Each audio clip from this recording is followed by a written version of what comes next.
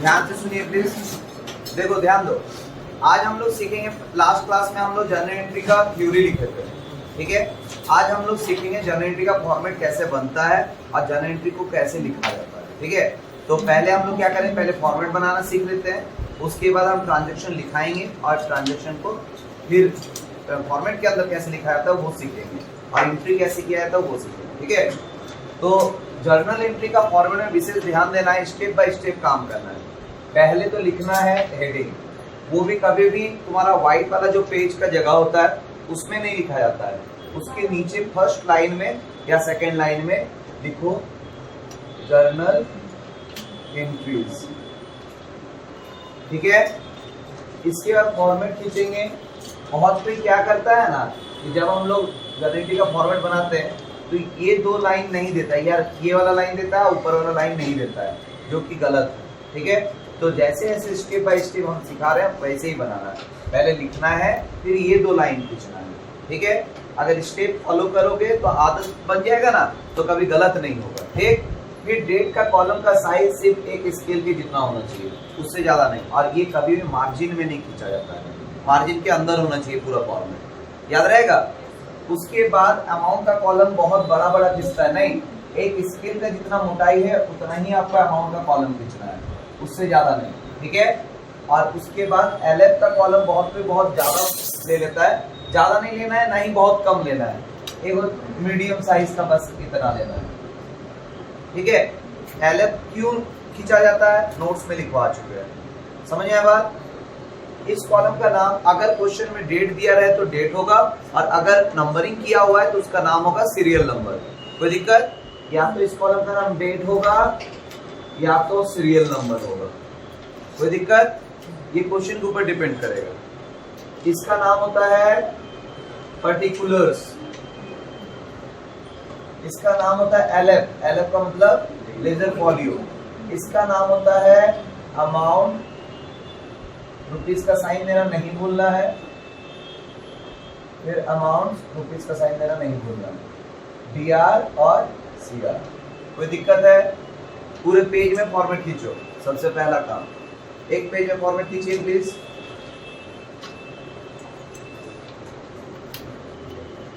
एक काम कीजिए, रुक जाइए, फॉर्मेट समझ में आया ना। फॉर्मेट से पहले क्वेश्चन लिखवाते तब उसी फॉर्मेट में बन भी जाएगा, टाइम बर्बाद भी नहीं होगा। पहले क्वेश्चन लिखा जाए, लिखो क्वेश्चन नंबर 1, क्वेश्चन नंबर 1, इसमें नंबरिंग किया हुआ है, 1 2 3 करके लिख रहे हैं, ठीक है। 1 नंबर में लिखो Amit started business with cash, transactions लिखवा रहे हैं। Amit started business with cash, Amit started business with cash rupees 3 lakh, rupees 3 lakh. पहला ट्रांजैक्शन हो गया, हुआ। सेकंड लिखिए bought goods for cash, bought goods for cash, bought goods for cash rupees 40,000, 40,000। Third number sold goods for cash, sold goods for cash rupees 50,000, sold goods for cash rupees 50,000, 50,000 हुआ। Fourth number purchased a computer for business, purchased a computer for business rupees 30,000, 30,000, 30,000। 5 number paid salary rupees 5,000,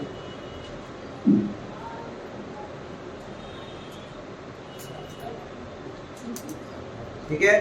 कुछ instruction और follow करना है, ठीक है।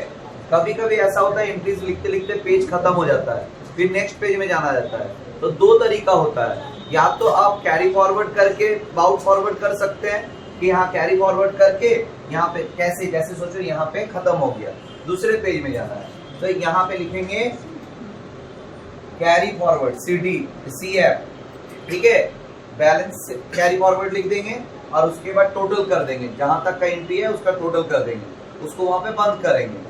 Next page में जब जाएंगे तो ये डेट वूट नहीं लिखना रहता है, डेट पर्टिकुलर नहीं लिखना रहता है, बस ऊपर में पहले क्या लिखना है, bought forward, balance bought forward, ठीक है। और उसके बाद उसका टोटल जो था उस टोटल को रिप्रेजेंट करना, उसको डबल लाइन से वहां बंद नहीं करना है, वहां खुला रखना है। बात समझ में आया? एक तरीका ये हो सकता है, दूसरा तरीका ये होता है कि जिस पेज पे तुम एंट्री कर रहे हो वो पेज अगर खत्म हो जाए तो उसको पहले डॉटेड लाइन से बंद करो, ठीक है, और नेक्स्ट पेज में फिर जब फॉर्मेट बनाओ शुरू लाइन से, लेकिन ये सब नहीं लिखना है, उसमें डॉटेड लाइन से ओपन करना है। तो इसका मतलब कंटिन्यू, अब नीचे में लिख देना पीटीओ, ठीक है, पेज टर्न ओवर। तो इससे क्या होगा पता चलेगा नेक्स्ट पेज में भी है। बहुत कोई सोचता है ना कि हर पेज में पीटीओ लिखा जाता है, नहीं, अगर एक ही क्वेश्चन नेक्स्ट पेज में कंटिन्यू होता है तब उसमें पीटीओ लिखा जाता है, याद रहेगा? कोई दिक्कत? क्लियर है? चलिए अब फॉर्मेट खींचा हुआ है, फॉर्मेट खींचिए जल्दी से एक पेज में।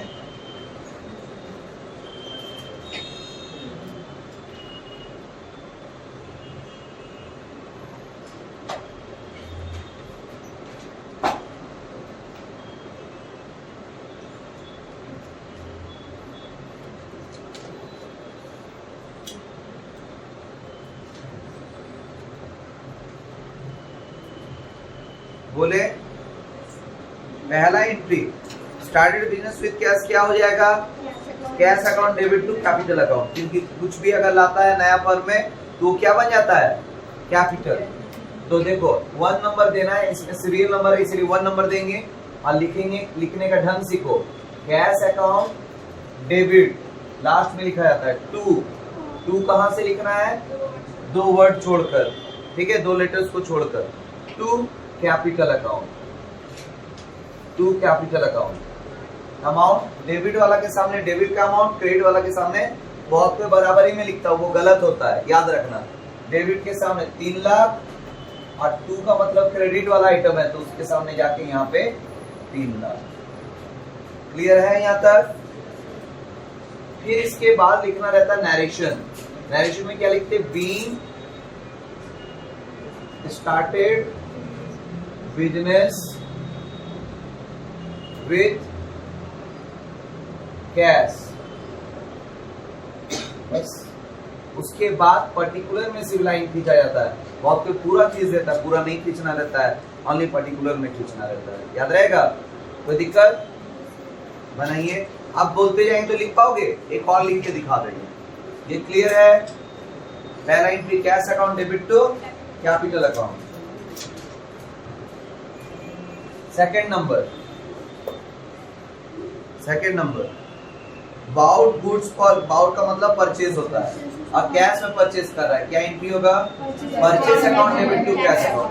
कभी भी अगर गुड्स वर्ड का जिक्र हो तो गुड्स के साथ अगर परचेज रहेगा तो परचेज वर्ड का यूज करे, सेल रहेगा तो सेल वर्ड का यूज करे, ठीक है। तो क्या लिखेंगे? Purchases account debit to cash account, purchases account debit to cash account. कोई दिक्कत है? अमाउंट 40,000, तो यहाँ लिखेंगे 40,000, डेबिट के सामने डेबिट का, क्रेडिट के सामने क्रेडिट का। नरेशन क्या लिखेंगे? Being goods purchased, goods purchased, good morning, for cash, और उसके बाद बंद कर देंगे। आगे बोलते जाएंगे, आप लोग को लिखते जाना है, ठीक है। Next third number sold goods for cash. देखिए sales account, cash account debit to sales account होता है। Cash account debit to, sale करने से कैश आ रहा है तो इसीलिए कैश अकाउंट डेबिट, और सेल होता है रेवेन्यू, तो रेवेन्यू ऑलवेज क्रेडिट, तो इसीलिए to sales account. Cash account debit to sales account, 50,000 50,000। Narration क्या लिखेंगे? Being good sold, being good sold, being good sold.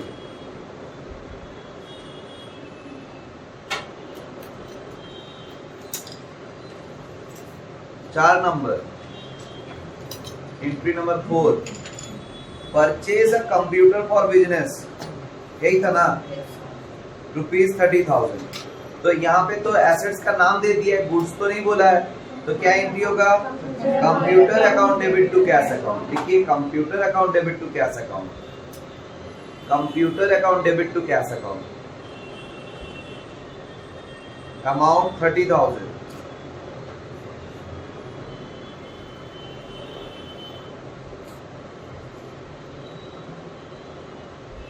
Narration क्या लिखिएगा? हाँ, being computer purchase.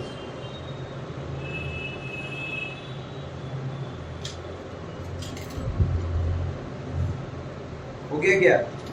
5 number, last entry, salary paid किया जा रहा है, तो सैलरी में लिए एक्सपेंसेस है, तो salary account debit to cash account, salary account debit to cash account, salary account debit to cash account.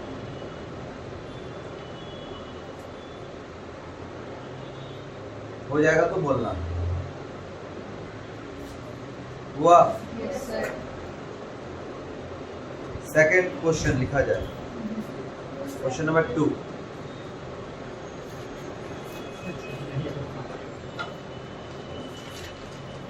इसमें भी सीरियल नंबर है, तो फटाफट सीरियल नंबर देके ट्रांजैक्शन को टोटल करना है, टोटल करना भी सिखा देते। देखो आखिरी वाला लाइन ऐसे खींचने के बाद लास्ट में 2 लाइन अगर बचता है फॉर्मेट में, अगर नहीं बचा, अगर ज्यादा बच गया तो आखिरी लाइन को एकदम क्लोज करो और नीचे से इसको ऐसे क्लोज करने के बाद ऐसे क्लोज करना है और नीचे का एक लाइन लेकर ऐसे डबल लाइन देना है। ठीक है, पहले फॉर्मेट क्लोज करो, उसके बाद नीचे वाला लाइन से एक लाइन को लेकर अमाउंट का कॉलम को डबल लाइन से बंद करना है। हुआ? अब टोटल जो आएगा वही होगा, टोटल आएगा 4,25,000। यहाँ पर लिख देंगे 4,25,000 है, और इसके सामने क्या लिखेंगे?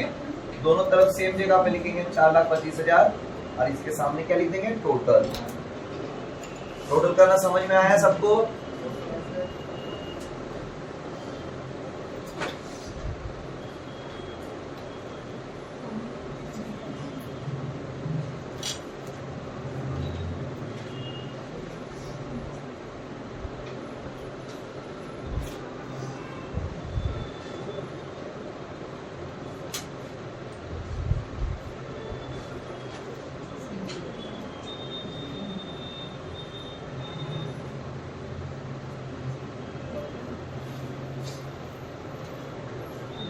हुआ क्या?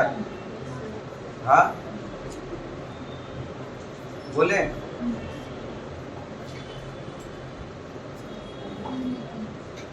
लिखो क्वेश्चन 1 2 3 करके ट्रांजैक्शन लिखना। 1 number, purchase goods from Satyam, purchase goods from Satyam, purchase goods from Satyam ₹50,000, ₹50,000 हुआ। Second number, paid into bank ₹40,000, paid into bank ₹40,000, paid into bank ₹40,000। हो गया क्या? तीसरा, goods sold on credit, goods sold on credit ₹20,000 हुआ। 4 number, cash received from debtor,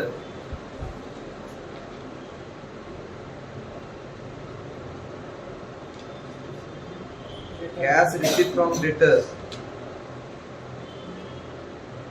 10,000।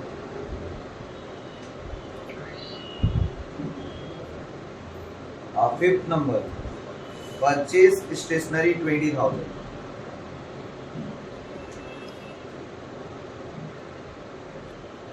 Format बनाइए journal entry का एक page में।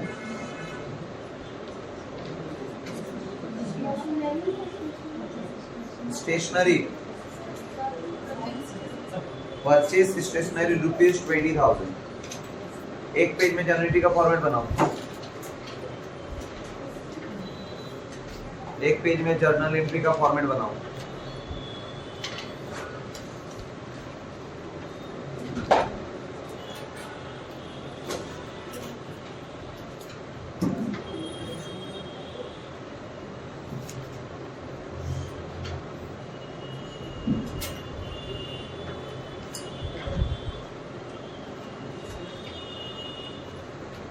लिखने का ढंग तो सबको समझ में आ गया है, कोई दिक्कत नहीं है।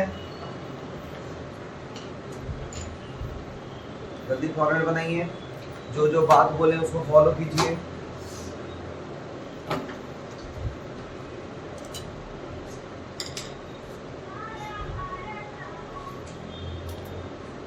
मोबाइल साइलेंट करो।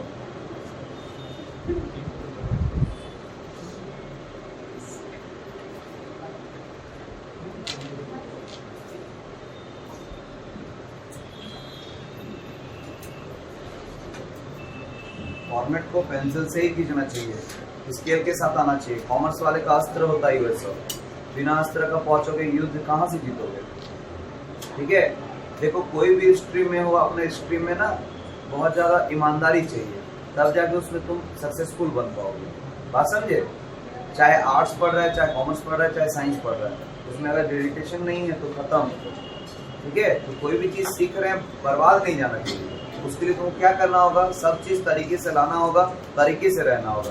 तुम अगर अच्छे से नहीं बनोगे, मेरा कुछ जाएगा, मेरा कुछ नहीं जाएगा, क्योंकि हम तो अपना काम कर रहे कि सही सही बता रहे। जाएगा किसका? तुम लोगों का जाएगा। तो इसीलिए रिक्वेस्ट इस बात को सुनो कि पेंसिल से ही खींचो, तरीके से खींचो। हाथ से खींचने वाला आदत ऐसा टाइम पास लग रहा है ना। बिजनेस कर रहे लेकिन जर्दा दुकान खोल रहे, जैसे तैसे बस चल जाए ना। समझे बात? चलो बोले, स्टार्ट करें। लिखो, एंट्री लिखो। पहला एंट्री क्या था? Purchase goods from Satyam. तो purchase account debit to Satyam account. Purchase account debit to Satyam account. Amount 50,000। Purchase account debit to Satyam account 50,000। Narration being goods purchased from Satyam. Being goods purchased from Satyam. Complete. Line खींच दो। Second number, deposited into bank था ना? क्या entry होगा? Bank account debit to cash account. लिखिए second number, bank account debit to cash account. Bank account debit to cash account.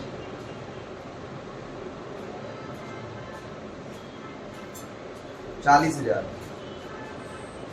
Narration लिखो, being cash deposited into bank. Being cash deposited into bank. Third number, third number लिखा था good sold on credit. तो कहीं पे किसी का नाम नहीं है, तो अगर हम लोग कभी सेल करते क्रेडिट में और नाम ना हो तो डेटर आता है, और परचेज करते हैं तो क्रेडिटर आता है। याद रहेगा? तो यहाँ पे एंट्री हो जाएगा debtors account debit to sales account. Third entry होगा debtors account debit to sales account.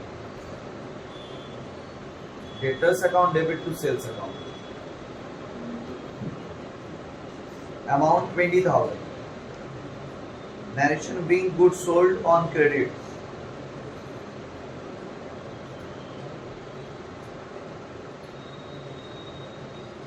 हुआ?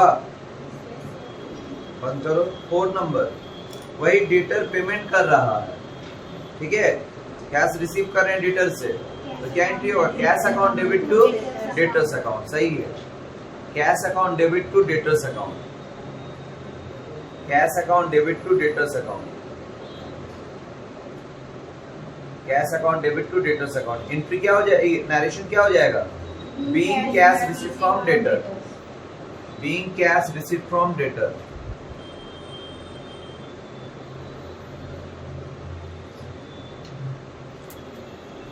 Being cash receive from debtor. हुआ? और 5वां नंबर एंट्री स्टेशनरी परचेज कर रहा है, एंट्री क्या होगा? Stationery account debit to cash account, stationery account debit to cash account, stationery account debit to cash account. Narration being stationery purchase, amount 2000,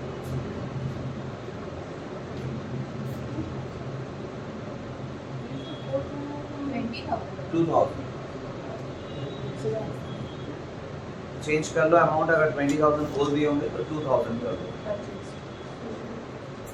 add कर लो सब, टोटल होगा 1,22,000। हो गया क्या? Third number question, question number 3।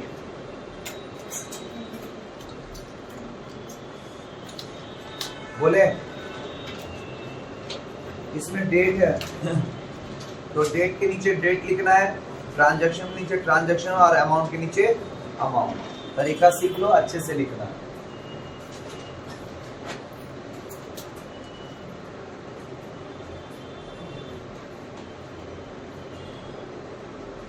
Question भी ढंग से लिखना है। डेट देते जाएंगे, जैसे ईयर है 2020 तो 2020 लिखे, अंडरलाइन किए, आप डेट देते जाएंगे, ट्रांजैक्शन लिखते जाएंगे। जैसे पहला 1 मई 1 को purchase goods from Shubham for cash, purchase goods from Shubham, SU होता है कि SHU, BHAM ना, शुभम फॉर कैश। कितना? तो कितना की जगह यहाँ पर रुपीस का साइन देंगे और रुपीस लिख देंगे 20,000। कोई दिक्कत है? अब डेट के नीचे डेट, ट्रांजैक्शन के नीचे ट्रांजैक्शन और अमाउंट के नीचे अमाउंट। क्लियर? लिखो 10 मई, लिखो लिखो।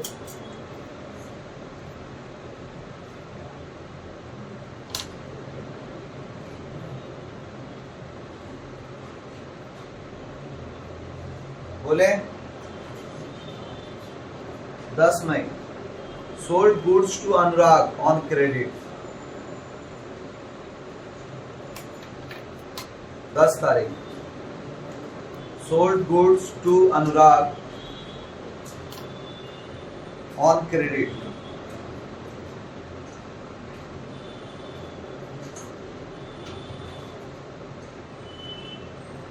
रुपीज 10,000। हो गया क्या?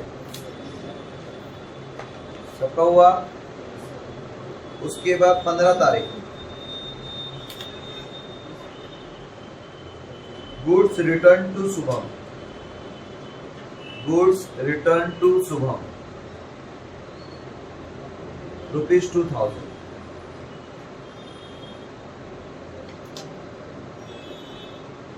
हुआ। 20 तारीख 20 मई कैश रिसीव फ्रॉम अनुराग 5,000,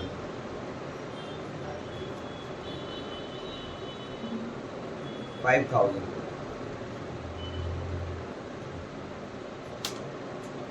हुआ।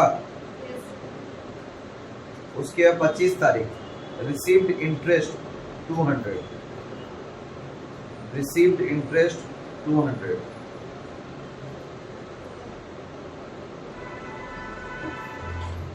हो गया? जनरेटर का फॉर्मेट बना, 5 एंट्री है, 1 पेज के आसपास का है।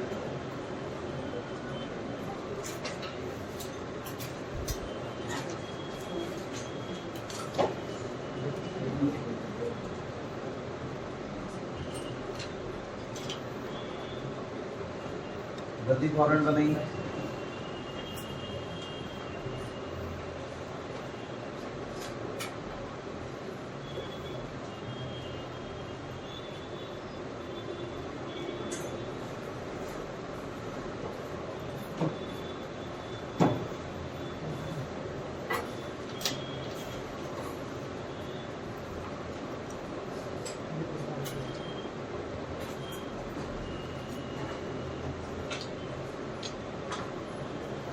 हो जाएगा तो बोलना।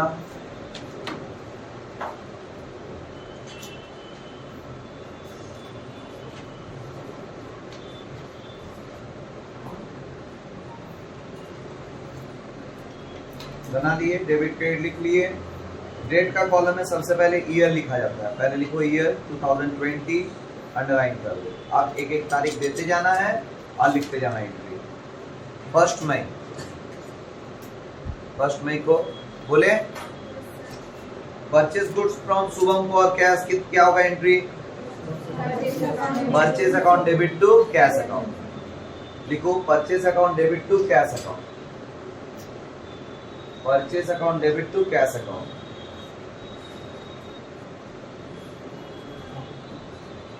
$20,000। नरेशन लिखो being goods purchase from Shubham, goods purchase from Shubham.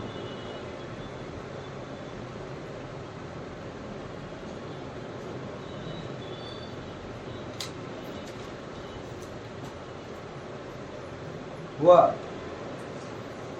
10 मई,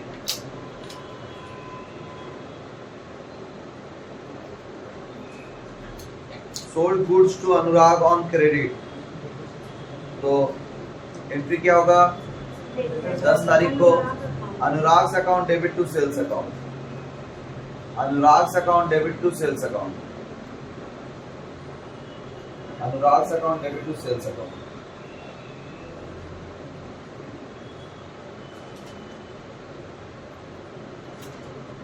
हो जाएगा तो बोलना। 15 तारीख goods return to Shubham, Shubham को जाके वापस कर दे रहे सामान जो खरीदे थे, तो परचेस रिटर्न उसको बोलेंगे या रिटर्न आउटवर्ड बोलेंगे। क्या बोलेंगे? रिटर्न आउटवर्ड या परचेस रिटर्न। तो एंट्री होगा, लिखो Shubham account debit to purchase return account, Shubham account debit to purchase return account.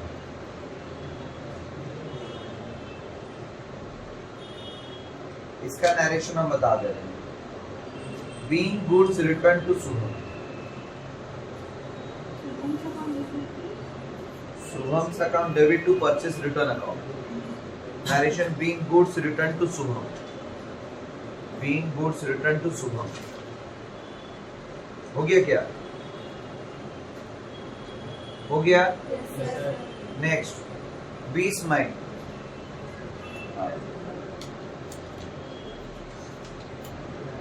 क्या हुआ? कैश रिसीव करा अनुराग से, तो cash account debit to Anurag account,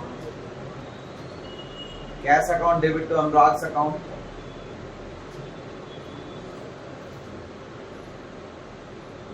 cash account debit to Anurag account. Narration being cash receive from Anurag, being cash receive from Anurag. Amount 5,000।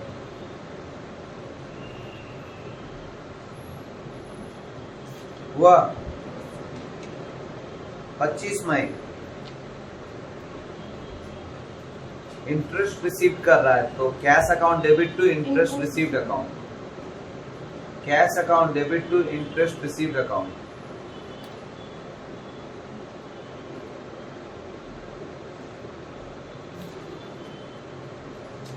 $200 being interest received।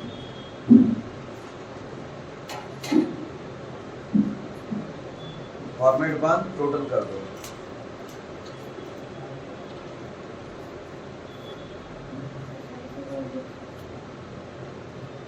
हुआ। आज के लिए इतना ही रहने दे रहे, 3 क्वेश्चन बहुत होता है, ठीक है। एक ऐसे करके लगभग हम 20-25 क्वेश्चन जनरल एंट्री का उन लोग का बनवा लेंगे, ठीक है। फिर इसके बाद जब जनरल एंट्री ये साधारण वाला हो जाएगा, तब हम लोग जीएसटी वाला एंट्री को पढ़ेंगे, टॉपिक बाय टॉपिक पढ़ेंगे, ठीक है। कोई दिक्कत?